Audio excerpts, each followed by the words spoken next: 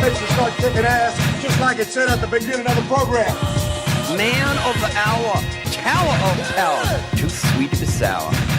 Sending your ass on the jabroni jet to the other side of the territory, brother. The Alabama Hammer.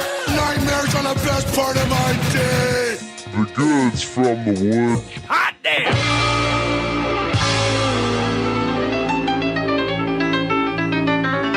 Welcome to the Goods from the Woods. My name is Rivers Langley. I'm Pat Riley.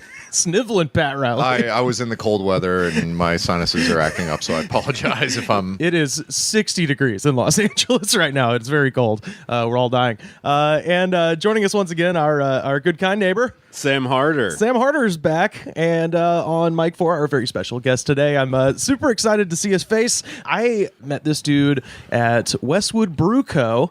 in 2012, and immediately after that, Mike, my car was towed, and I almost had to move back home because it was $500.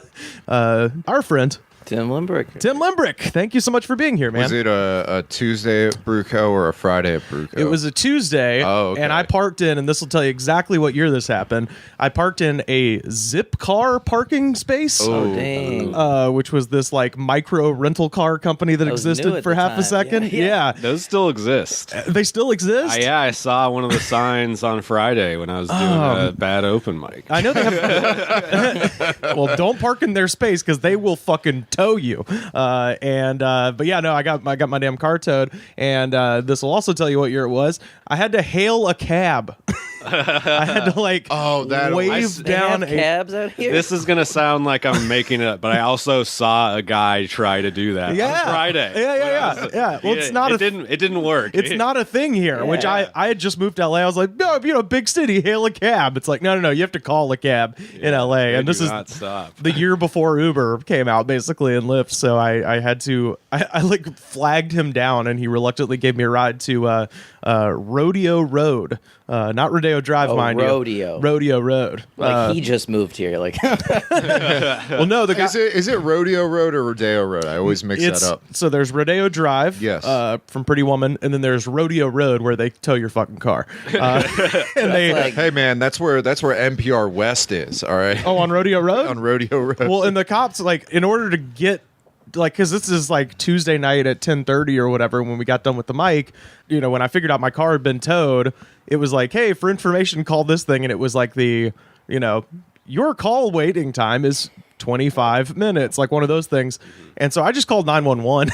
And they were like, what's your emergency? I was like, and I put on the fucking Southern accent because I still had Bama plates, so I was like, they'll believe it. And I was like, I'm supposed to be at my grandma's house tonight, and they have towed my car, and I don't know where it is. And they were like, okay, sir, ma'am, and then they told me where to get it. So anyway, yeah, that's 311 because I had my car towed at the IO West open mic. parking around there is ridiculous. Oh, it's terrible. Yeah. And it was at midnight 30, and 311 was not running whatsoever. So I had to do the whole thing of trying to hail a cab.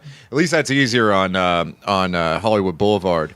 But the thing that's tough is that the location of the impound lot is kind of in this area where it's like very industrial, and also it's like an area where they have a lot of the mobile soup kitchens showing up, so it's like very much. It's like a Skid Row West. It's over there, like off of Argyle, like south of Hollywood. Yeah, I had to drive a West Van Horn over there one time. Oh yeah, and I kind of asked the guy, "Where's the impound lot?" And we both, because my phone was dying too, so we kind of like looked at each other and went on a fantastic voyage trying to find it. And, thankfully, he turned off the meter. But yeah, trying to get a cab, it was like so weird. It was like.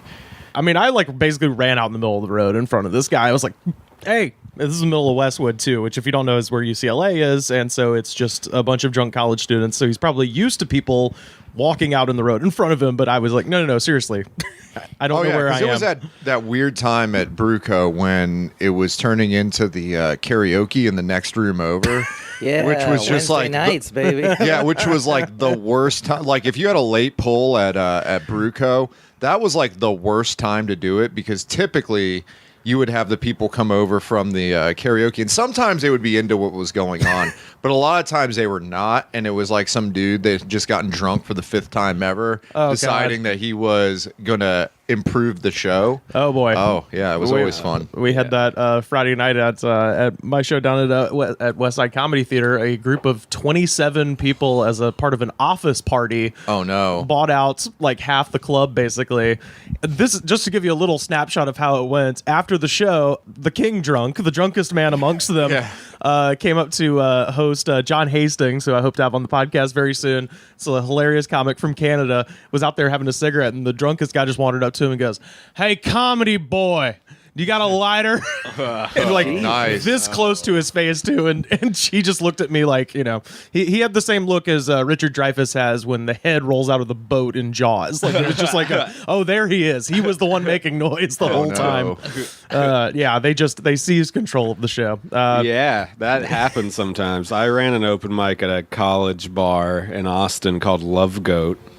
Of course. Wait, the bar or the mic? That's what the bar was called. Oh, okay, right on. Yeah, and That sounds like the name of like a Stone Temple Pilots album. we were trying to fill the need of there being like a Tuesday open mic or something in Austin. Sure. And that was the night that their drink special was $2 Wells. Oh God! So people are just drinking Long Island iced teas and shit. Yeah, and so getting crazy. We go there the first night the mic is supposed to happen. It's packed, like wall to wall, college kids. None of them are 21. It's like the kind of place that was letting underage kids drink. No, at the Love Goat. Really? Yeah, yeah. The owner turned out to be a real bad guy I bet. Yeah, we go to start the show, and it was like one of those scenes in the movies where, like, you walk in a party and the record, like, comes off, like, the needle skips off the record, right. you know? Like, we started the show, that song, My Neck, My Back, My Pussy, and My Crack was playing. They turned that off for me to be like, okay, comedy open mic Starts time. now. And the college kids, once they realized they could sign up, they just all wanted to help. And some of them were killing because all their friends were in the room. dude. Of course, yeah. It's even more disheartening to watch some guy just talk about. Is this what comedy is? Yeah, just talking about jizzing, and his friends are like, "Yeah, we do that." What? Because the place where I met you, the Improv Space, is right essentially across the street That from place was UCLA. wild, too. Yeah, and Really? still is." We would have like some drunk people come in. I remember this one time we had some just like unruly people. They looked like they were like the cast of the Rocky and Bullwinkle villains. Like, like there was a Natasha. I don't know. Remember the other guy? Boris. There were like two Borises. One was shorter even than the other, and they sat in like the front row. And they came in late. It was a super late show, and they just like came in drinking beers. That's fine.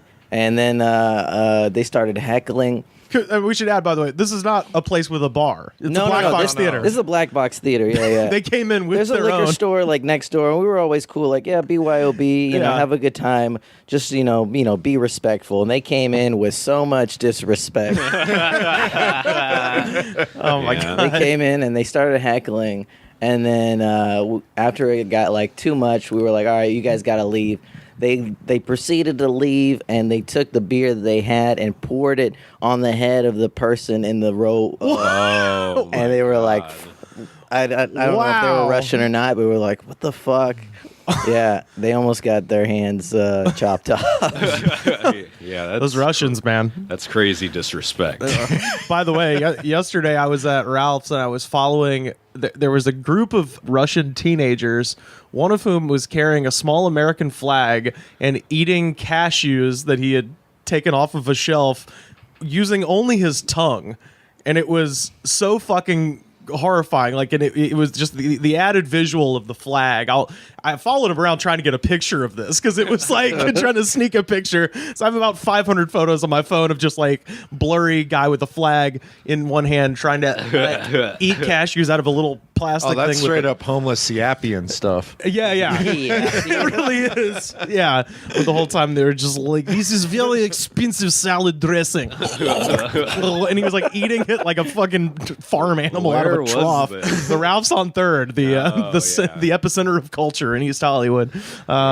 Well, we live in hell around here, so that's Definitely a weird place. Not. Well, I just mean this specific neighborhood. Yeah. With the amount of just mental illness you see. Oh yeah. In public on a regular basis. Oh, I told Pat I was. This not to freak you out, Sam. Sam's my next door neighbor, by the way. If you're just tuning into the show for the first time, last night I was cooking ramen noodles at like 1 a.m, and I had my headphones on, and I looked, and I had my door open, but the big metal like screen door thing was shut, and I kind of like walked by it and noticed that there was just a man just like kind of knocking slowly on the door, and he was just like, cigarro, and like was making the international symbol for I want a cigarette with his 2 fingers. Cigarro, and just scared the shit out of me. And I was just like, this was here at the house? This was here. And I was like, oh, no fumar. I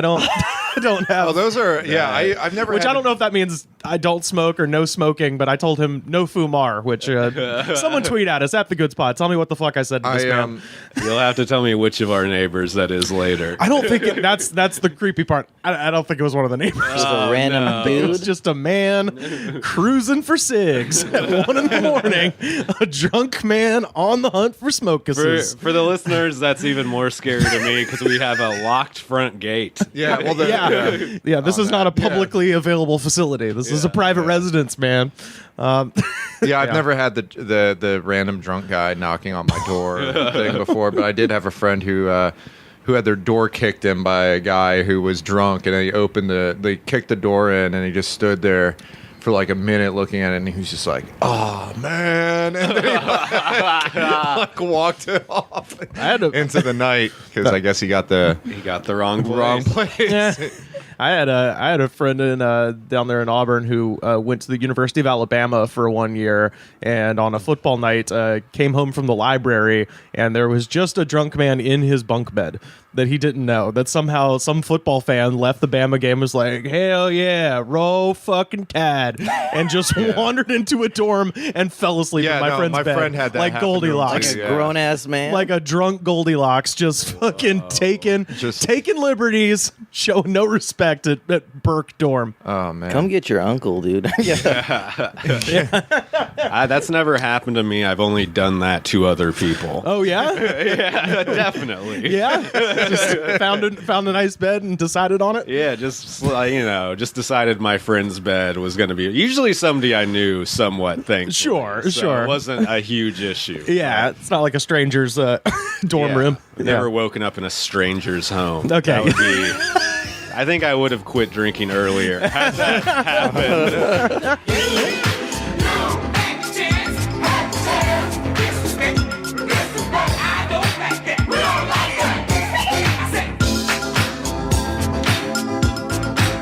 Tell us about the web show. This weird cooking show. I don't know. I got to a point where my real job and comedy had to like merge worlds. And I work as a cook, and so I thought, why not do like a weird podcast, kind of, but video, like a video podcast, like a show. Yeah.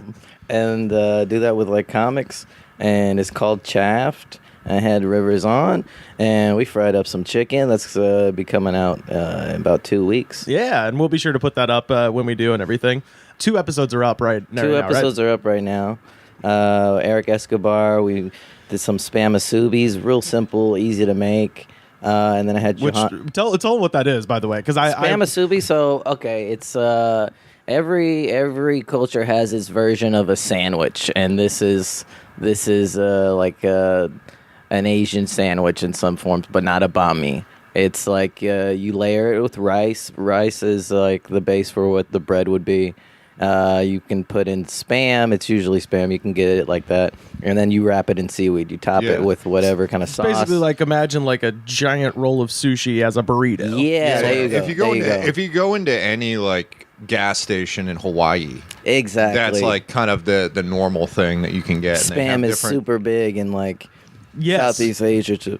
Yeah, and it's huge in Hawaii because of the military. Actually, exactly. Yeah. It's they imported so much of that shit in the 30s that it just sort of like seeped into the culture out there. Exactly. And I didn't know this because it's Eric Escobar in that episode, and he mentions that they have a bunch of different flavors. Yeah, there's like at least 16. I don't know all of them, but you know, I gotta be honest. I don't know if I've ever knowingly eaten Spam.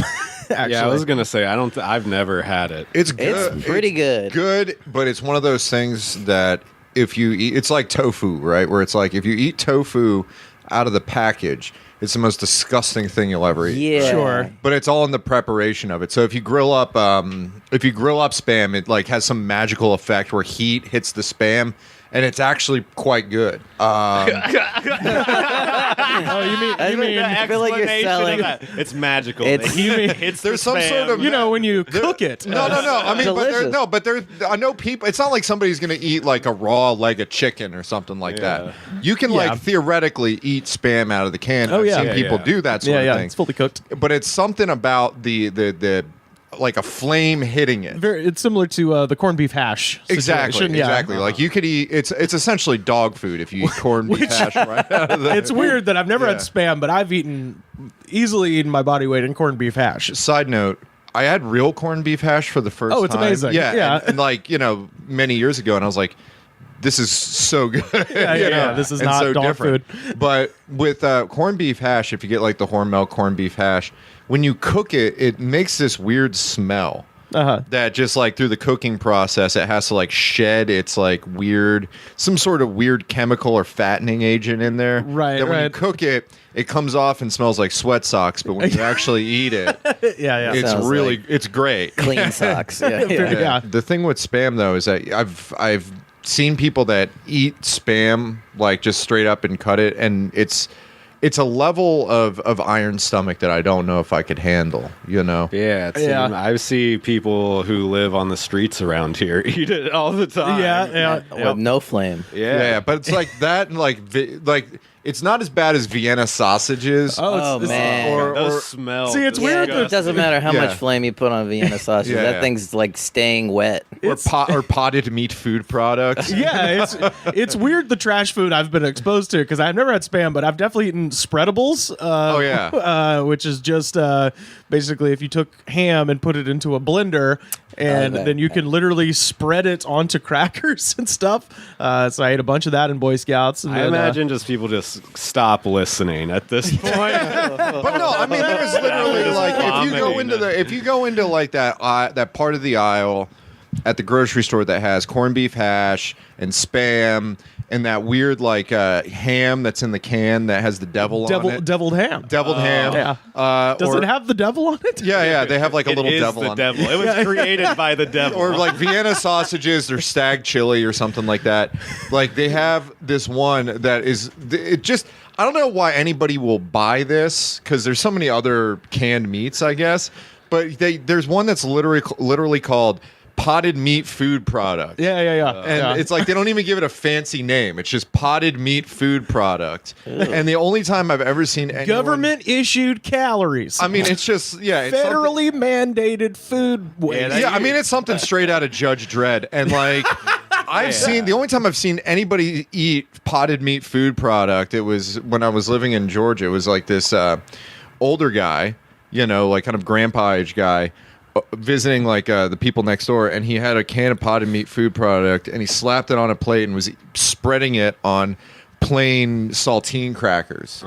So not to distract from the flavor of the potted meat food product. Yeah, of course. Oh, it's heinous. That's the kind of shit we let prisoners buy. And I'm serious. It's like not even, they have to call it food product because there's not enough real meat in it to call it. Yeah. Right. It's like mostly soy and other bullshit like that. Yeah. Just flavoring. So yeah, Eric made the Spamasubis, right? Spamasubis, yeah. Yeah. Which are great. Don't let They're our great. conversations They, spread. They're amazing. We really sold it. Well, no, I want to try. It looks great on the episode. You fry it up with like sesame oil or something like that. I think that's exactly what they did. Yeah, so good. But yeah, the final verdict on that one, I think, was it was good, right? Yeah, it was good, and super simple to make. The other episode we did was that's out right now. It's Jahan Sabir, and she basically just brought 2 ribeye steaks, and we just did like a challenge of like one from Whole Foods and then other one from like a local butcher shop. And I mean, I don't want to give it away, but Whole Foods is the winner. So wow, okay. Yeah, I was kind of sad about that. Yeah, I was rooting for the local butcher guy. I didn't even meet him, but I assumed like he had a nice mustache. And, you know, he worked hard for those grease stains on his apron. Sure, and he was singing, you know, the When you say winner, what exactly do you just mean? in taste, like we season them the same way. We put a dry rub, and then just kind of like grilled them up in a cast iron. And yeah, Whole Foods took the cake. So Theirs is probably aged a little more than a local butcher shop. yeah, his was like this morning, man. sliced directly off the cow's I put down ass. our family pet for you. I didn't win. All right. And so you cook at it's a Korean restaurant, right? No, it's like Japanese fusion. Oh, okay, right on. It's like comfort food. So we'll do like curry on a burger instead of a lettuce. We'll do slaw instead. Ooh, yeah, all right. Yeah. Hell yeah! And did you train professionally to cook? Or I did not. Just fell into it? I did not. I kind of just like fell in. I needed a job, man. Yeah, well, I think that's most people. I mean, I did it for years and years myself. I've been pretty much working in restaurants since I was 16 years old. If you count the concession stand at the softball complex, that was. You did concessions. Oh my God! Yeah. That's actually how I got into cooking as a whole. Because my first job ever was I was a concessions carny at the Mid-State Fair in Paso Robles. Wait, when you say a concessions carny, like, did you actually have to like walk around with the hot popcorn? No. Like I had a trailer, and we just pumped out cotton candy, corn dogs, popcorn, nachos, all that bullshit. Oh, gotcha. And it was a state fair? Yeah, it was a state fair. And I was like 14. And I lied, and I was like, "Yeah, I'm 15. Like that matters." Right. They were like, "You're hired. State fair. You can have this job." Meanwhile, there's like a guy who's actively smoking meth, running the roller coaster or whatever. Like, it's not the cotton candy how they lose their teeth. Yeah. Absolutely not.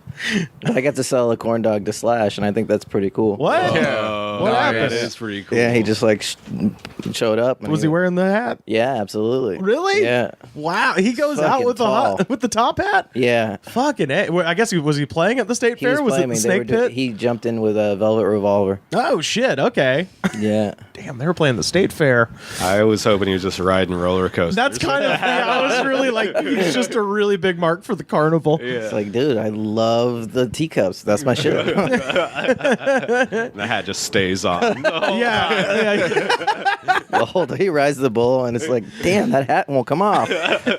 Oh my God, that's fucking awesome. How long? And you did that just for how long did you? I do did that for a for? long time, for like 5-6 years. Damn. Did you get every summer? Were you? Did you get wrapped up in the fried food like arms race of like what's the dumbest thing to fry and sell to we people? did. I still do that. Oh, really? Not for sale, but we do that at the restaurant I'm at now. We're like, oh man, what if we bred these string cheese things? Yeah, dude. What if we bred?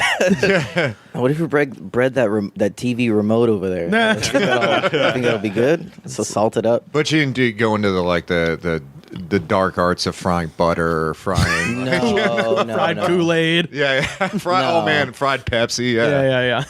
That's just for evil. the fair right there. Yeah. They get out of control. Twinkies and all that stuff. That's Texas State Fair type shit.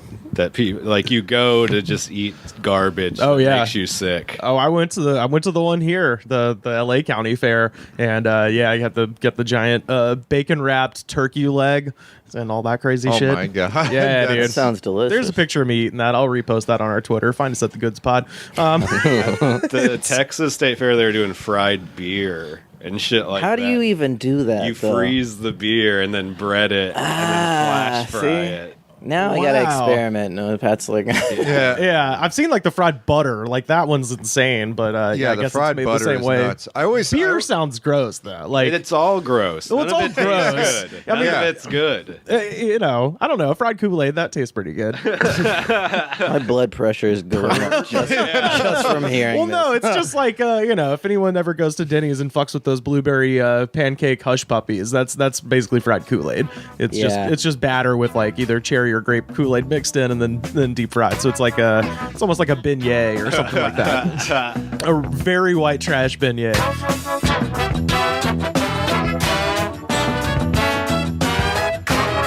I've worked in restaurants and stuff, and one time I used to work at a sandwich shop as my first job, and one time I made a sandwich with every type of meat and cheese we had, and vegetable, and it was just disgusting. It was the worst thing I've ever You flew too close to the sun, my I friend. took like 2 bites and just threw it all away. Oh, no. And then later my manager found out I didn't pay for it, and she was pissed. I'm an artist. I'm a sandwich artist. I also worked at a better kitchen where we would fuck around, but I don't know. We would just like grind up the ribeye meat and make burgers with it. Oh, and shit like that's that. That's perfect. nice. Yeah, that's really good. Or I would just take 2 ribeyes and then put mashed potatoes in the middle like it was a sandwich and then eat that like a maniac. Wow, it's Or like with- the double down evolved. Yeah. Next step up. I do it with potatoes gratin, do it with... The I don't know. audacity of KFC to come out with that. Yeah, Oh, the double that's- down? Yeah, dude. Yeah. That's disgusting. It's I had one. It was aight. They're running out of ideas for fast food, to be honest. They're just like, oh, these other 2 items that we have, they fucked, and now we got this thing. Well, but that's like the thing, because nobody can overtake McDonald's, right? And McDonald's will do some just basic stuff, right? It's just it's the same stuff. Maybe they'll throw a little this, a little that, some little zizzle zazzle, But with Burger King and all the other ones, they're just like, what's the most like insane thing I can make so that I can get some attention and get some weird stone people to eat it? They're it's like they go out like, it's like, how high on the dude scale can we go? Make it how high? Well, it's 6 dudes. It's like the Trump technique of just like get people to talk about it, even if they're If it's saying stupid. Yeah, even if they're being like, I don't know about that. It sounds I'm not bad. eating a double chili bacon fuck you from Jack in the Box. I'm just not going to do it. And the next like- thing you know, you're there eating it. Yeah. What are we gonna do with the Arby's Corporation? Well, let's see here. Gyros. Yeah. Hear me out. Hear me out. All right, we're gonna do. They were doing that. We got the Big Montana, and What is it? It's like the half pound. The roast beef sandwich, but let's just say we put some like a fried chicken patty underneath it, and then put chili on top of it, and call it the Bigger Montana.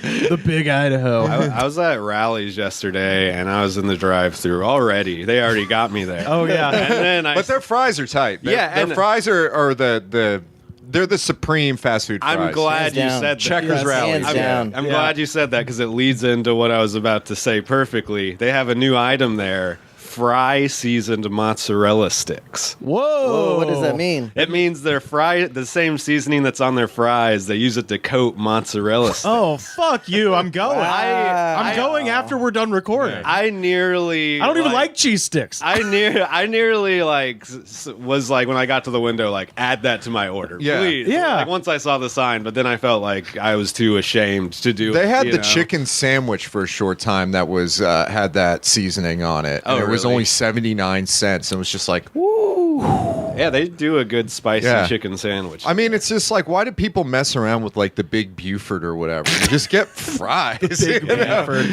and don't things go there with that for fried. burgers. If I was Rally's, I would just put that fried dust on everything. Fish sandwich with the fried dust, sure, why not? They have tacos there. Did you know that? What?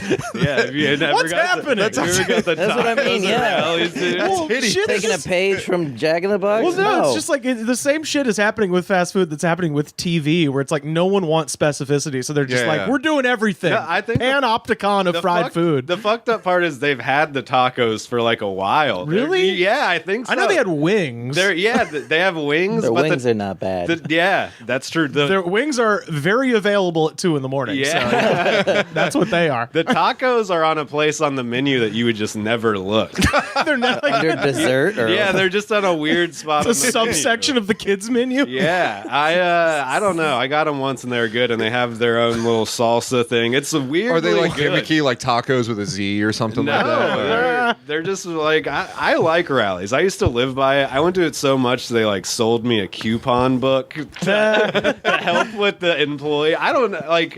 It was weird because I knew other people that went there a lot, and they're like, yeah, they never offered to sell me that coupon book, and I just went. I was going there like all the time. It was this real guy's bad. a fan. Yeah, they used to have at the Checkers, because it's like almost like a Hellman's Best Food sort of thing, like depending or Carl's Jr., Jr. Hardee's Hardee's thing, yeah. like depending on what side of the country you're on, it's what the name. So I was at Checkers. They used to have there's small, like 10-ounce milkshakes for 50 cents. Yeah. Or 8-ounce ones, and you just get like, I don't know, 5, 10, and just like OD. Their milkshakes are good. Yeah, and it's the worst ice cream Yeah. Do ever. you bring like a bucket or what? Yeah, you just have all these cups. You do them like shots, like one Yeah, at exactly. a time? You do or- them like shots, essentially. Oh man, it's good, guys. We're not sponsored by Rallies. We're not sponsored by any of these people, but if you want to be, Yeah. But yeah, as I mentioned, we the episode that Tim and I filmed of Chaffed, I did fried chicken for that Ooh, episode. I'm interested about this. So when the episode comes out, I sent Tim my recipe. It's kind of cool because it's the first time I've ever actually had to write down what exactly went into it, because I figured when the video goes up, if anyone wants to know, I can just like send them the recipe. So I actually sat there and like measured out all of the things that I normally put in there, where I'm just, like any kitchen tinkerer, I typically just eyeball shit. I'm like, it's Well, about that's good. it's about right. So I actually have it written down, so when the episode comes out, obviously if anybody wants some fried chicken recipe, feel free to tweet at me. If we were to rank the fast food chicken restaurants, Yeah. where would you rank them? Ooh, well, here's an important question. And it's got to be one that like. Bone in or all? Oh, Because- no, because you can't do the chicken fingers thing, because that's not fried chicken to me. Okay, so you okay. can't do It's gotta- Zaxby's. Can't do Chick-fil-A. Can't do Zaxby's. Yeah, that's none of that. that's not fried chicken. Gotcha. That's we're talking fingers. We're talking bone in. Yeah, and no Okay. wings, because wings are. That doesn't That's count. a wing That doesn't shop. count. That's a wing sh- place. Yeah. Okay. This has to be like. I mean, we're really talking about the big three, right? So Yeah, because I've never had Bojangles. Bojangles. I've never had that, but it's like They're really great. big in certain parts of actually, the country. from what I've heard of. I actually might go Bojangles number 1, Popeyes 2, Church's 3, KFC 4. Yeah, KFC is the fucking worst. That Yeah. might be KFC's has definitely dropped down, especially with that double down. That I don't respect them anymore. Their seasoning just sucks, and it's usually not even crispy. You usually go and get soggy ass chicken. Yeah, It because sucks they at leave it in the KFC. damn warmer all day. And the batter is always like it's like the thickness of wallboard. Like it's just thick. Yeah. No, I was just in North Carolina for a wedding, and North Carolina goes hard for Bojangles, and they have it. That's where they're from, I think. Where is this Bojangles at? Bojangles is It's like southeast. yeah, the southeast, but I think they're originally from North Carolina, and I know that because they have Cheerwine in the fountain there, which is definitely North Carolina based, which is like a sort of Dr. Pepper-ish, but it's bright red, and it's it's called Cheerwine. That's like Cheerwine. Cheerwine, Oh, one it's word. It's tremendous. like a North Carolina thing. My opinion is that the biscuits at Bojangles are superior to all, but I always would put on the chicken. I would say Popeyes 1, Yeah. especially they're spicy. I would go Bojangles 2nd, Church's 3rd, but like that's the space between is not huge, and then I would like go all the way down, like to the center of the earth. Yeah. For number 4, which is KFC. KFC is just What about Jim Dandy's? Yeah, there's a bunch of minor ones like you got Mrs. your Winters. You get your Mrs. Winters. You got your Mrs. Winters. Yeah, Randy's. You got your Kenny Rogers roasters. Roy Rogers. Like there's Hardee's fried chicken wasn't bad, but they don't do it. Carl's anymore. Jr. killed Hardee's fried chicken. Yeah, that wasn't terrible because they merged, and Carl's Jr. was like, no, you're done. You're done, fried chicken. Trying to do too much. God, and there was great though. Just I would put it simple. I would put that underneath Church's. Yeah, and then like there's a massive gulf, and then there's KFC's like, it's. But I would. Where do we rank grocery store fried chicken? Oh God, great question. I remember getting into Vaughn's a is number knockdown. one in I remember getting into a knockdown drag out argument with Robert Yasamora because he said that Ralph's fried chicken was great, and I'm just like You have nuked your taste buds with so many cigarettes. I'm Team Robert. The one we were talking about, the sketchy ass Ralph's over here on Third. When their chicken is on point, it's on point. It's very good. All grocery store fried chicken is better than KFC. That's the point I want to make. That's true. Yeah. That's very true. And maybe even better than some of the other. I don't know. See, the one thing that about grocery store fried chicken is that Tell us. Preach, brother, This preach. is for the Southeast listeners. One place that I'm very disappointed with the quality of their fried chicken is Publix. Oh God, I was like, no. Publix? Publix fried That's chicken. like a grocery store in the It's like a Florida thing. I'm going to throw you Florida off right this there. balcony. No, Publix fried chicken is amazing. Publix fried chicken is too greasy. Okay, I find that it's like it just tends to be too greasy. Publix is pretty new to Alabama, so Yeah. maybe your Florida Publix is a little more set in their ways. I'm a fan, and yeah. Even Walmart Supercenter fried chicken. Oh, get the fuck is out of better. here! Get the fuck out of here! No, better than KFC. Oh, better than KFC, sure. I thought you were about to say better than Publix. No, I was like, the show is over. No, I'm not saying that. It's You just get a roll for of some socks reason. with it, you know? Yeah, because And a shotgun. Well, because for some reason. He brings up a good point. Yeah, you can get socks, a shotgun, and 8 pieces of chicken. Yeah. For $9.99, White they can't and pass up a dark deal meat. like that. And you can get that quart tub of that gnarly looking like macaroni salad that they sell. Oh God, yeah. I love the grocery store mac and cheese along with the fuck fried yeah. chicken, and also the fries they always have at the fried chicken. The potato, grocery the store. JoJo big potatoes. wedges. Yeah, Yeah. I'm not a wedges huge are- fan of the wedges, but they used to have a thing at like a. I used to live by a Ralph's that was in between, like on the Ralph's hierarchy. It was between a normal Ralph's and a Food for Less. Like it was kind of that in between one. Very serious question. Did it have an open mic behind it, like our Food for Less here? No. Okay. Shout out to Garage Mike. I have a tattoo of you on my neck. I love it. But they used to have the whole setup, and it was perfect because you would just get the mac and cheese, and it was like next to nothing. Yeah, it was practically free. I mean, I got to be brutally honest here. I have found almost all fried chicken in LA to be subpar.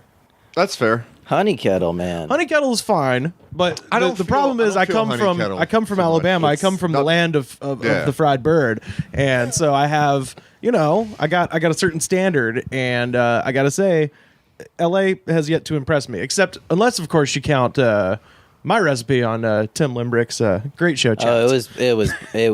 it put me in another world. I gotta be honest. you I know. made way too much, and so there was just a giant pile of chicken on the table for You made this white barbecue sauce that I didn't even know they had white barbecue sauce. Alabama white Yeah. barbecue And sauce. I had the bottle, and I still have.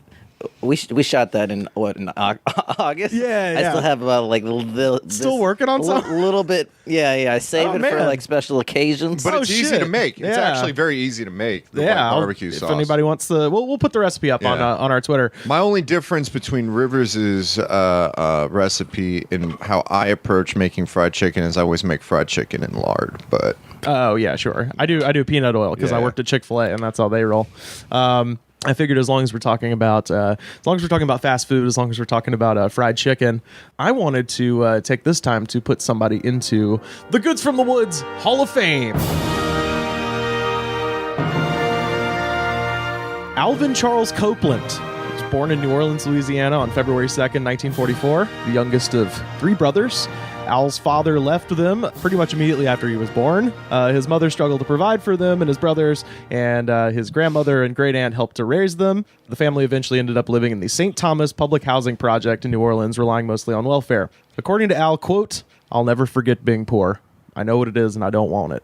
In 1960, at the age of 16, Al dropped out of high school and lied about his age to take a job at Schwegman's Supermarket in the Gentilly neighborhood of New Orleans. He's just like you. As a soda jerk. Wow. Is that like bootleg Wegmans? Like Schwegmans? Schwegmans, yeah. Sounds gross. It sounds like dick cheese. Schmegma? He then went to work for Tasty Donut, a donut chain partially owned by his brother Gil. And in 1962, Al sold his car and used the money to help buy a Tasty Donuts of his own. Which, by the way, Tim Limbrick brought us donuts. Fuck yeah, he did. Well, we get to talk about donuts for sure. After 10 years in the donut biz, Al noticed that the KFC across the street was doing better than him. And they had more business. And so in 1971, he opened Chicken on the Run in Araby, Louisiana.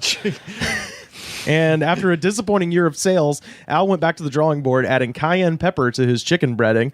And it was also during this rebranding and retooling process that Al saw Gene Hackman in the movie The French Connection, playing a hardened New York City detective named Jimmy Popeye Doyle. Then when Al reopened the restaurant in 1972, he called it Popeyes. Love that chicken from Popeyes. That's Dr. John, man. He did that after only... It's so much better than the baby back ribs. That's a monster. Did he do that one too? No. Oh, okay. Just swimming in jingle money. Oh, dude. Yeah. Well, hey, Barry Manilow did the State Farm, Like a Good Neighbor, State Farm is there. Really? He did. I did not know that. He was a jingle man before he wrote the songs that made the whole world sing. After only 5 years, Popeyes was franchising, and by the end of the 80s, Al had hundreds of millions of dollars. So he purchased a 3-story mansion on Lake Pontchartrain in Metairie, Louisiana. The house had 25 rooms, an indoor pool, and a fully equipped gym. Al had 2 boathouses for 5 boats nearby, and in the garage he had 2 Rolls Royces, a Jaguar, a Maserati, a Lamborghini, a purple Porsche, and a Cadillac stretch limo. And Al spent his money on his hobbies, which included powerboat racing. In 1984, he bought a 50-foot Cougar catamaran with 2,800 horsepower. Al named the boat Phenomenon. After his favorite Travolta movie. It cost $600,000. It could reach speeds of approximately 130 miles per hour. And for those of you that... This is what it looks like. We'll put this up on our Twitter. That's Jesus. Phenomenon. Yeah. With the Popeyes Looks like logo. something out of a Bond movie. Oh, he is a Bond villain. We're getting there. Oh yeah, no, and if you haven't watched this on ESPN2 at like 4 in the morning, Powerboat racing rules. Yeah. These are just like, they look like mattresses going across the water, 130 miles an hour, because they're so like square and flat that they don't even resemble boats. They look like, spaceships or whatever. So it could reach 130 miles per hour. This was enough for Al to set the American Powerboat Association World Speed Trial record for that year. Throughout his life, Al was known to pilot Phenomenon at nearly full speed past other expensive mansions on Lake Pontchartrain, leaving a 100-foot geyser of water in his wake. Rooster tail. Yeah, dude, just a fucking woo! Escape! And if for us wrestling, all the wrestling fans that are listening, if you listen to watch Powerboat Racing, usually announcing a lot of those Powerboat Racing events, Stan Lane from the Midnight Express. Wow. So, yeah, sweet Stan. And so whatever. Stay on brand. Stay on brand. So Al recalled ProWrestlingTees.com. ProWrestlingTees.com/TheGoodSpot. Al recalled that when he was a child, his mother was always too poor to afford Christmas lights. And so the family would drive around rich neighborhoods in New Orleans to see the lights. And now that he was fucking loaded, Al decided to go ape shit on Christmas. He started decorating his house with lights as a hobby in the 70s. This gave way in the 1980s to a yearly local spectacle when hundreds of thousands of New Orleanians began coming to Al's lakefront mansion in Metairie every year when Al transformed the house into a Disneyland-like castle for Christmas. I like how this guy is like, I'm never going to forget being poor. Dude. And he just wastes all, instead of helping people, he just wastes all his fucking money doing I'll have dumb so many shit. lights. You'll see. Oh, get this. All right. So his Christmas decorations included a white Peace on Earth banner that stretched across the entire front of the mansion, 10,000 white roses, an 18-foot illuminated snowman, a 26-foot tall Rudolph and Santa sleigh set, 14-foot stars above the house, dozens of massive toy soldiers, a snow machine, a house-sized teddy bear, a house-sized Raggedy Ann, 4 Christmas trees spinning upside down. Wow. Not to mention the literally millions of lights that covered every palm and evergreen tree on the property and spelled out the word Merry Christmas, y'all, on the grass. The display was so bright that pilots landing at Louis Armstrong Airport began pointing out Al's house to passengers flying into New Orleans on commercial jetliners around Christmas time. Al would also have Christmas music blaring from huge PA speakers set up on the mansion's mini balconies. This went on from Thanksgiving until New Year's every year for 13 years before a neighbor finally sued when he became trapped in his house due to traffic. So I get all those things except for the white roses. Like, I did. How is that a Christmas thing right there? How is the upside down Christmas? The craziest one. I was like, how is this even like Salvador possible? Dali? What's going on? Are you on cocaine right now, planning this out? Sounds like it. My world is upside down. So I mean, It's just imagine like a being fuck you almost. I mean, imagine being one of his neighbors. Yeah. You're just getting like, you know, It'd be like stadium lighting through your windows and every it's, night. it's like them trying to get Noriega out of that room, you know. But it's just like blasting Mannheim Steamroller, just like at high volumes because those high pitched like synthesizer noises would just like break glass. Oh my god. I'm surprised he didn't just hire Jerry Reed to sing Christmas songs the entire time. In 1989, Al decided to crush KFC by buying Church's Chicken. I didn't know it was They're under the same company. This turned out horribly. By 1991, Copeland's company was in default for over $400 million. Copeland declared bankruptcy in April of 1991. In October of 1992, the company emerged from bankruptcy as AFC, America's Favorite Chicken, is their company. Although Copeland lost Popeyes in the bankruptcy, he retained the rights to Popeyes recipes and spices through his diversified food and seasoning company. Popeyes has had to continue to license the seasonings, recipe, and techniques from DF&S for a yearly quote-unquote spice royalty. So that's where his money is coming in. He declared bankruptcy, got kicked out on his ass, but he still owns the spices, so he's still got tons of money coming in. Fucking genius. he's a businessman. He's got like shell corporations. He doesn't his $400 million in debt, and he just walked away from it, and he's still got money from cayenne pepper. I'm confused about how they can't just add in cayenne pepper to their own fried chicken. See, it's the amount. It's the amount. It's the milligrams. It's and they eventually did buy it out in 2014, but so all in all, Al. Did he keep the power boat in the bankruptcy? Oh yeah. Okay. Oh, he good. still kept it. Pretty much good. everything. He lives in it now. Yeah. That's why you get an LLC. You know. Yeah. They can't take your power. You can't take my power boat. Al had a penchant for marriage. All in all, he would have 4 wives and 4 divorces. But as the old saying goes, it's really the third wife that you remember. Everyone knows that saying. On October 17th, 1990, Al married his receptionist, Lou Ann Hunter.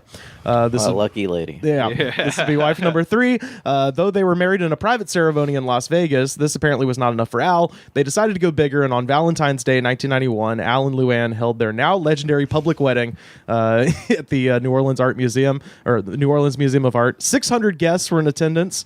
They got married under a 9-foot-tall portrait of Marie Antoinette. The bride carried a bouquet of pink heart-shaped anthuriums, and her bridal train was 15 feet long. The ceremony lasted less than 10 minutes. After the ceremony, guests were ushered outside where Kool and the Gang was already playing. Hell yeah. That's awesome. It's too hot. and Get run for shelter. I guarantee you, I worked at a wedding venue for 5 years. I guarantee you they're already in the middle of either celebration or like We Are Family or something. Those are the wedding songs. They play them at every single wedding. They tried to get a Jungle Boogie in there. They're like, no, play the na-na-na. They're like, that's not us. It was then that the Popeyes company helicopter, known as the Chicken Chopper, flew low over the museum and dropped thousands of rose petals on the wedding guests. And this was a Valentine's Day. I looked this up. Valentine's Day 1994 was a Thursday. So all of this is happening on a Thursday night after nightfall. This sounds like a Southern fried version of the wedding from November Rain. After nightfall, a 20-minute firework display lit up the night, culminating in the grand finale, where a firework exploded into a giant heart in the sky over New Orleans, and it spelled out the words, "Al, I will love you forever, Luann." How the fuck do they do that?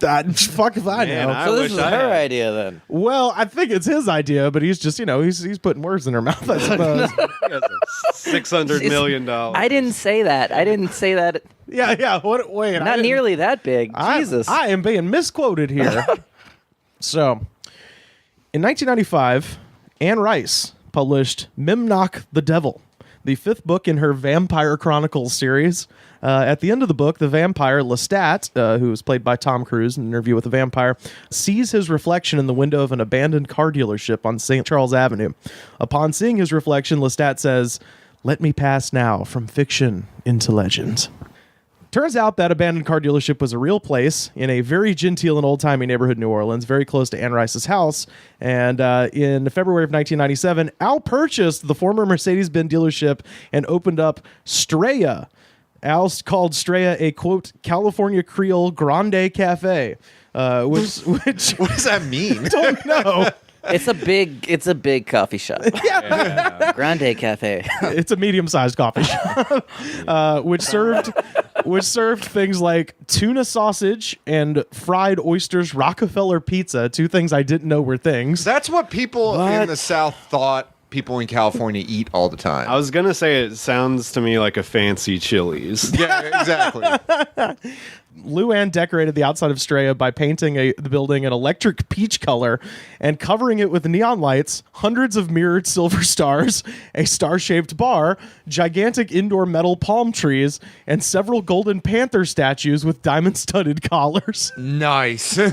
So here's a photo of what it looked like. I'll put this on our Twitter. Oh man, It I wanted is. to see a picture. It looks like a basic- double-decker Johnny Rockets. I mean, it does kind of look like that. This is like a cocaine-themed restaurant. It really is.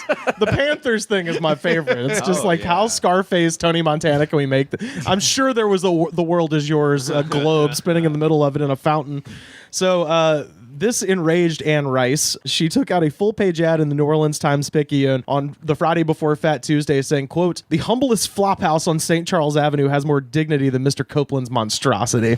After the ad ran, Al claims that he went to Anne Rice's house to find out why she was trashing him, but was turned away. Quote, "It floored me," he said of the advertisement. "I said, what in the hell is this? I'm not going to be embarrassed and insulted like this. I need to fight back." Al responded with a 2-page ad and a 4-page civil lawsuit for libel and defamation of character.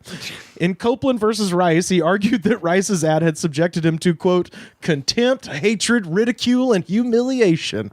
Quote, "I think that this is the best looking building on St. Charles Avenue," he said in an interview. And then he went on to basically taunt Anne Rice by saying, "I've got your vampire and I'm going to keep him." Because in the book, he disappears into this car dealership, into the mirror. So he's technically, I own your stupid vampire. So at Mardi Gras that year, Anne Rice rode in a limousine and hurled gold spray-painted rubber rats out of her window, which many interpreted as a dig at Al. Al, for his part, rode on top of a float wearing a necklace made of garlic and holding a wooden stake. Jesus. I hate rich people. Yeah, I know. Really... I fucking can't stand them. As weeks passed, the public opinion shifted out of Anne Rice's favor, and a poll by the Times-Picayune proved that the readers sided with Copeland 3-1. All that buzz ended up helping business for Straya because during the height of litigations, the place was so overbooked that guests could expect a 2 to 3 hour wait just to be seated. So people were just going there just as a fuck you to Anne Rice. I'm not doing that. To get a fried oyster pizza. Yeah. Nah. Straya's one and only Yelp review is from 2005. Quote, "Straya is another mistake by Al Copeland." Blending the worst of California quote-unquote cuisine with, more often than not, a lot of butter. I've lived in California for a while, and I've never had a tuna sausage. I know. That exists? Apparently. It sounds horrible. Eventually, the judge threw out the suit. Al accepted defeat and this is the best part, as a hilarious fuck you, invited Rice to a free meal at Straya. So he was like, you know what, you win. Come have dinner at my place you hate. You think Michael Keaton will play Copeland in a movie? Oh, I hope so. Yeah. This guy needs his own story. Oh, I hope this gets a movie so bad. So Luann, the third wife, filed for divorce in 1999. The divorce's judge, Ronald Bodenheimer, who had received huge campaign contributions from Copeland in the past, later pled guilty to promising custody favorable to Copeland in return for a possible seafood contract and other benefits, which included free drinks and apps for his kids at Copeland's restaurants. So this judge was thrown in jail and disbarred because his kids wanted free mozzarella sticks at the Straya or whatever. But that's like the most positively Louisiana thing ever. Like level of corruption. It's like something. It sounds like something that like, I don't know, that they would say about Huey Long or something. Oh, like this that, guy is the Huey Long of chicken. Yeah, he's the Huey Long of chicken. Bodenheimer stated at one point that Copeland told him, quote, "We support you because you're the kind of guy who does the right thing. And the right thing is to keep me and my son together." Slid him a plate of gumbo. I think you'll do that. I think you know what to do. One of Copeland's lawyers was disbarred for failing to report a felony, and he and the judge both went to jail. Copeland was never formally charged with participating in the conspiracy. Back in 1993, Al Copeland made an unsuccessful bid to attain a riverboat casino license. This guy's the fucking man. He is. So he didn't get the license. The successful bidder, Robert Guidry, a tugboat millionaire, which I read that. I was like, what the fuck? Later confessed under sworn testimony that he had bribed the governor to secure the license. After the revelation, Guidry was ordered to pay a $3.5 million restitution in January of 2001. In December of 2001, Al and his fourth wife were celebrating their 1-year anniversary. This guy loves getting married. It's crazy. So they're celebrating their 1-year anniversary at this at Morton's Steakhouse in New Orleans when they encountered Guidry. The two were seated at tables near one another. Someone started talking shit. Probably Al was just like, heard you had to pay $3.5 million, you dumb fuck. Like, they were just like, both of them claimed that the other party started it. And that sounds like the kind of insult he would use. Right. So they're both sitting there, and someone starts talking shit, and eventually the two parties just started brawling. So his table starts fighting Guidry's table. During the melee, Al was punched in the face, and he fell into his wife, who was then also knocked down. The Guidry party went to jail. The Copelands went to the hospital. How old is he at this point? He's in his 60s, I think. I heard you lost litigation, butthorn. I'm gonna kick your ass. So, It's even funnier that this is happening at a really fancy at a Morton Steakhouse. These two people. So, like, some of the things I read, like after this came out in New Orleans, people like for months were like, "I want to sit at the table where the fight happened." Like, it was a thing. And good publicity right there. Yeah. In 2002, Al Copeland got into comedy. God. Al Copeland Investment. I keep hating this guy more. Did he run for governor or what? No. Al Copeland Investments bought the Improv. Whoa. And created 5 new improv comedy clubs: Irvine, San Jose, Brea, Ontario, and Pittsburgh. I take back everything I said. I love you, Al Copeland. Oh, man, please book me. He also renovated and relaunched the original Melrose Club in 2002. In 2007, this is where the story gets sad. Copeland was diagnosed with a rare malignant tumor of the salivary glands. He went to Europe to receive experimental treatment and to, quote, get right with Jesus. Al reached out to Pope Benedict XVI and offered him millions of dollars to accompany him in his pilgrimage to the shrine at the Grotto of Lourdes. The Pope was indisposed, but he did get to go to the shrine with the Pope's next in line, Monsignor Christopher Nolte. So that's pretty good. Al Copeland. Hey, Benny. Pope Benny. Hey, man. I got spit cancer. Yeah. There was too much flavor in my chicken. Don't be a dill hole and take me over to Lord's. I'll pay for the plane, stupid. Just do it. And let me wear your hat. Don't cross me. Ask Ann Rice. I'm gonna bring my 5th wife too. I hope that's cool. That's my favorite part is he's been married so many times and he's very Can I Catholic. buy me one of them indulgences? It's kind of what this was. Yeah, I know. He was trying to buy an indulgence from the Pope. So Never responded to that boat pic I sent you. come on, Pope, let's go on a ride on Phenomenon. Just taking the Phenomenon down the Tiber. Yeah. Oh man, bet you never seen the Vatican like this at 130 miles an hour. No, I won't use kilometers. Al died on Easter Sunday 2008 in Munich, Germany. Thousands of people attended Al's funeral in New Orleans. Mourners were handed checkered flags in honor of his racing hobby to wave as funeral procession came by. Al's body was driven down St. Charles Avenue right past Anne Rice's house. That's hilarious. Big fuck you. In a glistening bronze casket aboard a horse-drawn hearse with oval windows, a jazz band walked alongside playing Frank Sinatra's "My Way." Of course. Of course. He's one of those kind of guys. Every fucking rich bro loves "My Way." Al's mausoleum had 4 Greek columns on the front and a bronze double door with room for 14 caskets. As a final fuck you, on the day of the funeral, the mausoleum was adorned with rose petals and Christmas lights. The Chicken King's favorite number was 11, so after the service ended, 11 white doves and 111 gold and white balloons were released as the jazz band played the "Love That Chicken" from Popeyes song. I thought the coda of the story was going to be that Nick Cage spent $70 million buying that mausoleum. Bought the mausoleum. On a lark, just like I'll buy it. On February 1st, 2017, Restaurant Brands International bought Popeyes for $1.8 billion. So that's Al Copeland, and Damn, his 7 ex-wives are really rich right now. I forgot to write down. It's like in all the obituaries, it's like he is survived by I think like nine children and like 4 ex-wives and like 30 grandkids. Like it's fucking insane. But anyway, Al Copeland, welcome to the Goods from the Woods Hall of Fame, you fucking crazy asshole. I wanted to say a big shout out to our friend Monica Scott at Mighty Monica. She is actually the one who hit me up and was like, "Have you guys ever talked about the Popeyes guy?" I was like, "No, what's the deal with the Popeyes guy?" And then I just fell down the craziest rabbit hole and was like, "This guy is so fucking great." I mean, yeah, he looks like Eric Bischoff. I mean, he's like look at him. He's a perfect heel, man. Like he looks not like I expected him to. No, I was thinking like the prospector from Toy Story 3 and 2 or Oh, the big purple bear. Yeah, I don't know. I was just thinking old, bald, fat guy. See, I was just imagining a cartoon crawfish.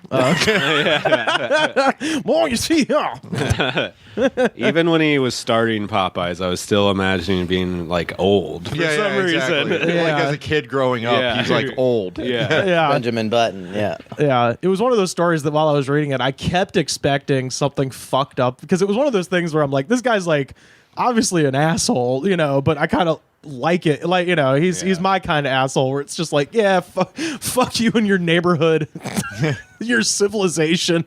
Fuck you. I'm blasting Mannheim Steamroller out of PA system. But I kept waiting for it to like turn fucked up. And, aside from like a bunch of, weird stuff with the divorce like some sort of case weird murder or something like that. Yeah. Essentially, he just paid off a bunch of judges and lawyers to have all of his divorces go his way. That's about all, which, After marrying his secretary 7 times. I know. It's the same lady. Yeah.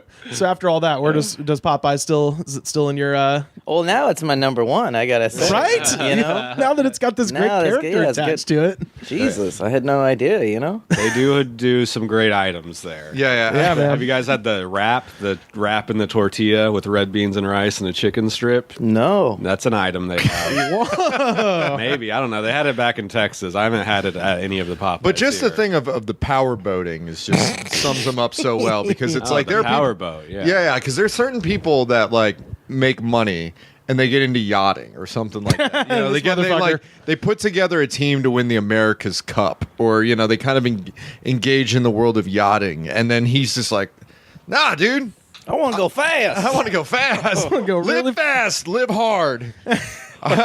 Ricky Bobby of the. Oh no, he's fucking like lake. he just really loves ESPN too. Like he sponsored a World's Strongest Man team. Yeah. No, he bought the country of Iceland so he could sponsor the World's Strongest Man. And, he flings highlight balls into his neighbor's yeah, yard. there is a weird sort of because there's like Paul Mitchell, the shampoo guy, still to this day. The shampoo guy. To this day, still sponsors that like karate like board breaking show. Oh, really? On ESPN, where it's just like Paul Mitchell presents. They just blast a Mortal Kombat theme song, and they just like break ice blocks. Paul Mitchell presents Hard Fist, Soft Hair. Yeah, Smooth.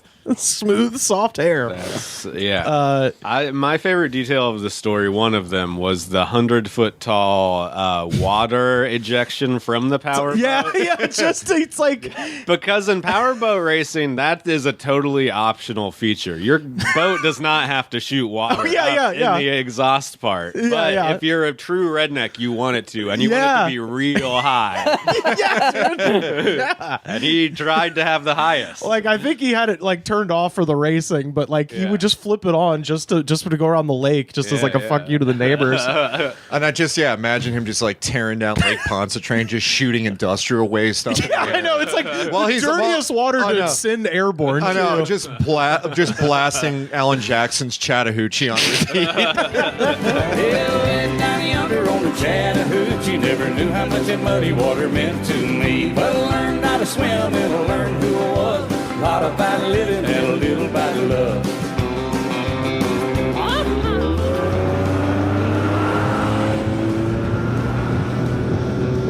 How many restaurants have you worked in, Tim? 5. What's like the most stressful one? I work in an Italian restaurant. It's on the top of Beverly Glen Drive. Oh, all right. Right there on Mulholland. Ooh. Shit. Was an Italian guy just yelling at you the whole time? No, honestly, the owner was really cool. But it was just like it was a lot. So it was like on top of that mountain? Yeah. There's That's there's so hard. nothing up there, but there's this Italian restaurant. Well, for those listening, if you're not familiar with Los Angeles, Beverly Glen Drive goes over the Santa Monica Mountains from essentially Beverly Hills into the San Fernando Valley, and every day is choked with literally an hour's worth of traffic. So you were working on top of a mountain and had to get there. Yeah, just like that one road. If that one road It's one road up. That's it. That's it. Yeah, it sounds like one of those restaurants that hasn't changed its recipes at all since 1962. Probably. Yeah. I don't know how long he had been there, but the menu was like it. I mean, Italian is always extensive. Yeah, it's sure. and it's like, oh man, that wasn't really my background. I'd done like Korean food before that, so I was like, I'm going in. I was like, dude, noodles are the same, right? Nah, not really. No. And me and the pizza oven had a big. We didn't have the best relationship. Oh yeah. Yeah. You can always, if somebody works at an Italian restaurant, they usually have the classic line burns up and down the forearm of putting things in and out of the pizza oven, and pizza's tough. I mean, that's like a legit, pizza oven pizza making is a skill that if you can master that, you can get a job literally anywhere. Yeah. That makes like pizza. Also, I imagine the client. It's like being a drummer for bands. Yeah. It's like everybody's looking for a good more. drummer, and yeah. Also, I imagine the clientele there had to have been a little bit challenging in that part of LA. A little more foo-foo. Yeah, like this is like a neighborhood. What's the opposite of a dive? It's Bel Air. It's like above Bel Air, essentially. Yeah. So this is where Uncle Phil eats. Yeah. Only the best. Toss your ass out of the place. You know what? I will say, I worked at this other place, J&J. It's like a burger barbecue spot off of Fairfax and Adams. Oh yes, yeah. That place was stressful in a different way. I talked about him a little bit when you came for the episode of Chaffed, but the owner was like a real stickler. And this is a guy from Louisiana, right? Yeah. I talked to Nelson, him. Yeah, he was a nice guy. He passed away. He had a heart attack, and honestly, it was just like his demeanor. Like he just was like always on too much stress for himself. Yeah. His mom tried to like come and eat. I remember once we didn't get him like food for free. which was like I never been to a place that didn't feed you. No Like, shift meal? No shift meal. They didn't take care of you. And we didn't get a discount. So he was like if Mr. Krabs was a person. Yeah. And then I remember this one day his mom had come by, and we didn't know who his mom was. She ordered some food, and then she was like, I want some fries too. And then she mentioned that she was his mother, and so we were like, oh, don't worry about it, fries for free. Yeah. And then when he found out, he came in, he was like, what the fuck you guys doing? He's just yelling, and it's a small space, so everyone's like elbow to elbow pretty much getting yelled at in a box next to like a grill where it's like hot, and he's like, I don't care if it's Obama, I don't care if it's the Pope, I don't care if it's Axl Rose. You're not getting anything. Were those his 3 examples? No, I just threw that. Oh, okay. I was like, that would be amazing. Obama, the Pope, Axl Rose. You get the impression that he definitely turned down Axl Rose. If those were the 3 ones, it meant that I think that's like Devin Noonan. I think that's Devin Noonan's shit list, basically. Yeah. The Pope, Obama, and Axl Rose. Oh my God, he stressed me out. Yeah. Wait, the guy who turned down his own mom for French fries stressed you out? He stressed me out, but not like the Italian job. The Italian job. That's how. I don't care if it's Mark Wahlberg. I don't care if it's a Mini Cooper. Charlize Theron. Okay, Edward Norton. Okay. Do you got any like crazy kitchen stories or injuring yourself or anything like that? I've definitely cut myself a number of times. That just kind of comes with the territory. You try to be careful, but it happens. I once saw this guy on the flat top grill. This guy just like straight up, that's hot. Don't do that. But full on hands. Oh, like I don't know how. I think he just kind of like slipped and like caught himself on the flat top, and yeah, that was pretty bad. Yeah, that's some fire marshal Bill stuff right there. Yeah, that was no good. Somebody, for the fryer, somebody fryer. That's where I've seen some fucked up shit. Where you filter it, right? You like filter it, clean it out every night, and somebody, when they put the oil back in, the thing wasn't closed and all on their shoes, and they didn't have like proper shoes, like non-slip or whatever. And just shit! Like, through the cloth, fucked up feet. Oh no! Yeah. I used to work at a place that did fish and chips all the time, and this one person in the kitchen takes a piece of fish out with tongs, and just, I don't know, if you think about how tongs are shaped, there's like a little like valley that the metal creates scalloped. It's scalloped. Yeah. And so when they're done putting the fish down, they turn the tongs upside down, and all this hot fryer oil just dripped down their forearm. Jesus. And it was like fresh out of the fryer. Yeah. It really fucked them up. Oh my God. I got a crazy kitchen story. I started my first like good kitchen job. I was like a dishwasher / prep cook type thing. Went in on my first day. The first like 15 minutes I was there, the sous chef and executive chef call me into the walk-in, and they're both doing shots of whiskey and snorting coke. Oh, damn. In the walk-in. Oh, so it was a restaurant. Yeah. And sounds like where are they located?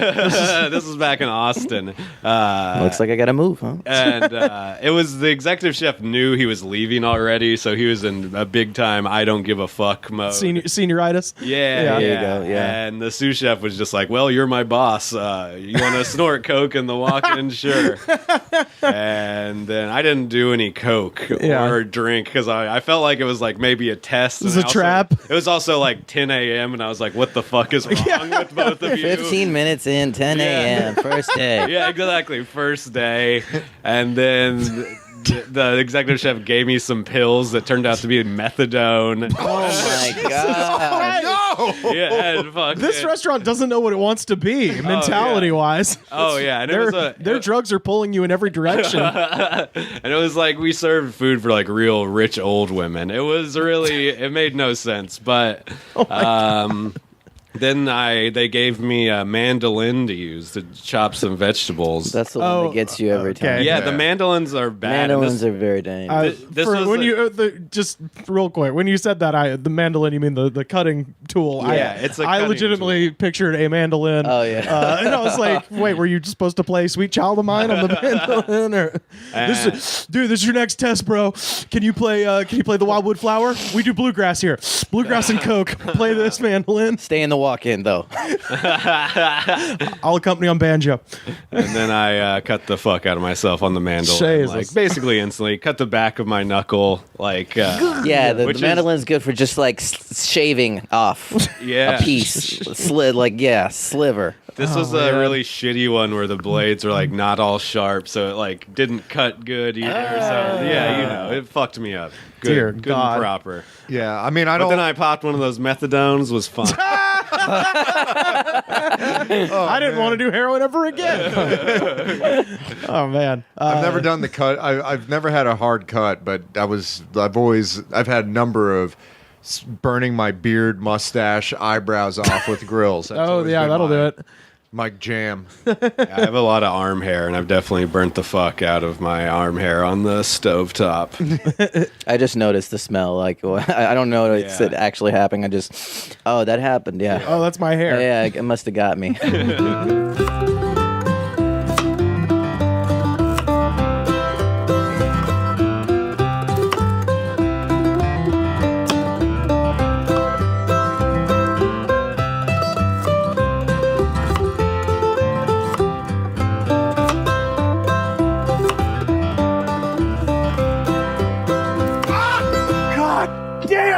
Tim, tell people where they can find you on the internet and tell them about Chaffed. You can find me on the World Wide Web at on Instagram if you're privy. I'm at Limbrick. That's my handle, and you can check out same on Instagram for Chaffed. It's at Chaffed Cooking. I'm really excited about these. Yeah, they were so fun to shoot too. Yeah, we had like a real. It was like kind of chaotic putting it together, and we're gonna do some more next year. It's so cool seeing how they came, because when we were shooting, it was literally like we're just coming in and cook and shoot the shit, and there was just cameras there. I was like, I don't know how this is gonna look, but and then it comes out. I was like, oh, this is like badass. It looks great, and you got like some nice groovy music in the background and stuff. And you're gonna love your music, man. Oh yeah, hell yeah. I'm excited to see it, man. I've really enjoyed the first two, so definitely check out Chaffed and follow Tim on all forms of social media there. Sam, where can people find you? Slam Harder, HARTER on Twitter. Slam.harder on Instagram. I don't know. I'm doing some tour dates in January. I don't know when this is going up. In Arizona and Phoenix, Tucson, in Texas, Fort Worth, sweet. Austin, San Antonio, dang, Houston, maybe. Nice. Anyways, follow me on social media to figure out when that stuff is happening. Yeah, hell yeah. Definitely follow Sam. And hey, don't get into actual LA comedy, but join the LA comedy Facebook group there just to see Sam Harder, the rapscallion of that Facebook group.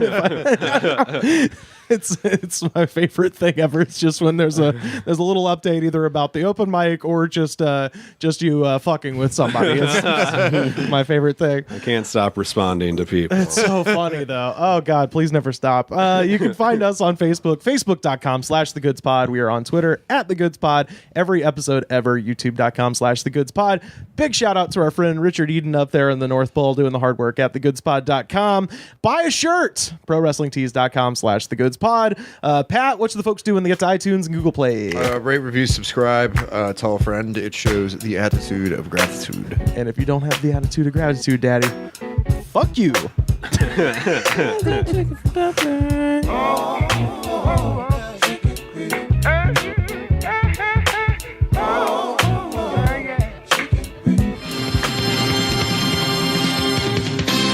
The Goods from the Woods was mixed, edited, and distributed by me, Rivers Langley. You can find the show on Twitter @TheGoodsPod. Our theme song was composed by DJ Smiles. Check him out on Twitter @DJ Smiles.